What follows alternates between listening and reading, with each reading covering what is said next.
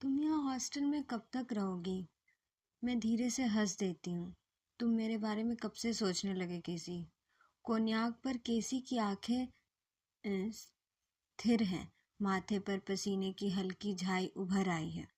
उसके होठ ग्लास से चिपके हैं, लेकिन वो पी नहीं रहा। मैं चुप बैठी हूँ और मुझे लगा कि मुझे कुर्सी से उठ जाना चाहिए और अपने कमरे में चले जाना चाहिए।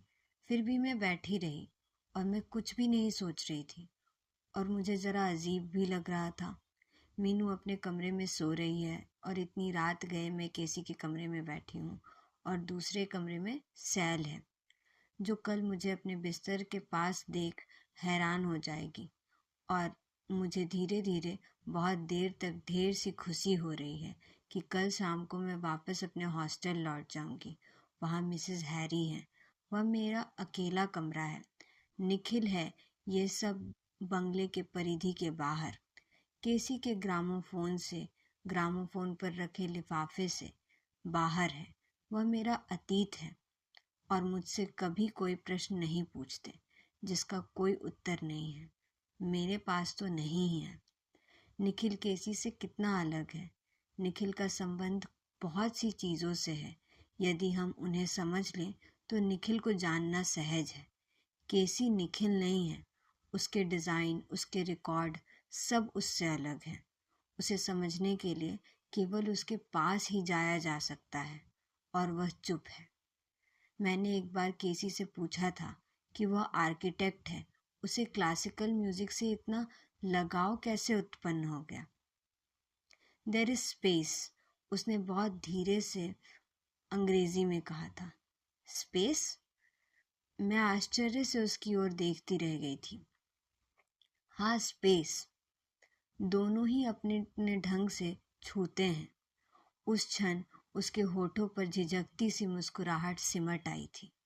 मैंने उसकी आंखों में वह अजीब सी दूरी देखी थी जो उस बूढ़े अंग्रेज़ों की आंखों में थी, जिसने हमें सिमेट्री के भीतर जाने से रोक लिया था। तब मैं बहुत छोटी थी। एक शाम अपने नौकर के संग सैर करती हुई शिमले की संजौली की सिमेट्री तक चली गई थी। चारों तरफ पहाड़ियाँ थीं। बड़े बड़े पत्थरों के बीच उगती लंबी घासें थीं।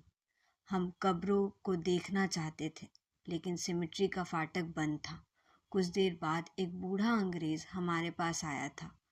उसने हमसे पूछा था, हम वहाँ सिमेट्री के सामने क्यों खड़े हैं? इसका फाटक क्यों बंद है? मैंने पूछा था। हमेशा बंद रहता है, उस अंग्रेज ने हंसते हुए कहा था। So let the dead may lie in peace. आज बरसों बाद भी मैं उस बात को भूली नहीं हूँ। आज भी जब कभी केसी स्पेस की बात करता है तो उसकी आंखों में वही आलंग है, अपरिचित दूरी का सा भाव घिर जाता है जो बरसों पहले मैंने उस अंग्रेज की आंखों में देखा था। और मुझे लगता है कि सामने बंद फाटक है जो कभी कोई नहीं खोलेगा।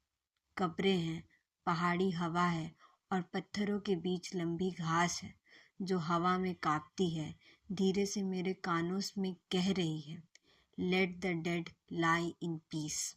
गलियारा पार करके मैं अपने कमरे में लौट आई थी। अपने बिस्तर पर लेटी रही थी। न जाने कितने मिनट गुजर गए। देर तक लॉन के झिंगूरों का स्वर सुनाई देता रहा। पर्दे के रिंग चांदनी में बड़े बड़े छल्लों से चमक रहे हैं और जब हवा चलती है तो धीरे से खनखना उठते हैं। केसी के कमरे की बत्ती का आलोक अध खुले दरवाजे से निकलकर मेरे संग भीतर चला आया है। बंगले के परे, लॉन के परे पहाड़ी मौन है। इस समय भी वहाँ चांदनी फैली होगी, झाड़ियों पर, पुराने पत्थरों पर। कोई नहीं जानेगा कि कहाँ टीलों और सदियों पुरानी चट्टानों के बीच एक बेर की झाड़ी है। पिछले साल उसी झाड़ी के पीछे मैंने मीनू से कुछ कहा था। वे शब्द आज भी कहीं कच्चे बेरों के संग पड़े होंगे। आधी रात को सहसा मेरी आँख खुल गई। शायद खिड़की के सामने झूले की रस्सी की परछाई को देखकर मैं डर गई थी। रजाई उठाने के लिए मैंने अपने हाथ आगे बढ़ाया था। क्षण भर के लिए मेरे हाथ कमरे के अंधेरे में फैल रहे थे। मैं एकाएक आतंकित सी हो उठी थी। मुझे लगा था जैसे मेरी टांगें एकदम बर्फ सी ठंडी हो गई हैं। मैंने सैल के बिस्तर की ओर देखा। वह सो रही थी। उसका आधा चेहरा कंबल में छिपा था। आधे चेहरे पर फीकी सी चांदनी सरक आई थी। मैं बिस्तर से उतरकर कमरों की देहरी तक चली आई। गलियारे में निपट अंधेरा था। लाइब्रेरी की बत्ती गुल हो गई थी, लेकिन दरवाज़ा खुला था। मैं देहरी पर खड़ी थी। एक आवाज़ है, आवाज़ भी नहीं, केवल एक प्रवाह है जो टूट रहा है। जितना टूट रहा है उतना ही ऊपर उठ रहा है।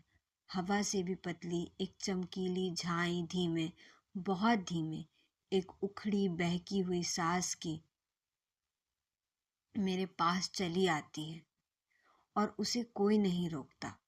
जैसे वह अपना दबाव खुद है, खुद अपने दबाव के नीचे खिंच रही है। लगता है जैसे हवा स्वयं एक घूमते हुए घेरे के बीच आ गई हो, भूल से फंस गई हो और उड़ने के लिए, उस घेरे से मुक्ति पाने के लिए अपने पंख फड़फड़ा रही हो। केसी, मैंने धीरे से कहा। केसी। मैं अंधेरे में खड़ी रही देहरी पर। मुझे लगता है जैसे मेरे भीतर बादल का एक श्यामल सा टुकड़ा आ समाया है। वह बूंद बूंद टपक रहा है। मैं उसके नीचे खड़ी हूँ और भीग रही हूँ। देर तक खड़ी भीग ही रही हूँ। शायद कोई लॉन्ग प्लेइंग रिकॉर्ड रहा हो, क्योंकि जब तक मैं सो नहीं गई तब तक वह बजता रहा। आज केसी नए रिकॉर्ड लाया है। जब तक वह सब नहीं बजा लेगा तब तक उसे शांति नहीं मिलेगी। मैं करवट बदल कर लेट जाती हूँ। मैंने अपना एक हाथ सैल के तकिए के नीचे रख दिया और मैं धीरे धीरे उसके पास खिसक आई। मैं चाहती हूँ उसकी देह की गरमाई अपने में खींच लूँ। चांदनी का एक चौकोर बीते भर का टुकड़ा केसी के किताब पर पढ़ रहा है, स्पेस, टाइम एंड आर्किटेक्चर।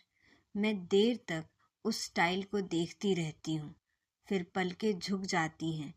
सोने के पहले केवल एक धुंधला सा विचार बह आता है, कल हम सब पिकनिक करने पहाड़ी पर जाएंगे। तो आप सबने सुना, ये था निर्मल वर्मा द्वारा रचित कहानी धागे। आगे भी हम कल निर्मल वर्मा द्वारा रचित दूसरी कहानी लेकर आएंगे, जिसका शीर्षक होगा सुबह की सैर। आशा है आप सबको ये कहानी पसंद आई होगी।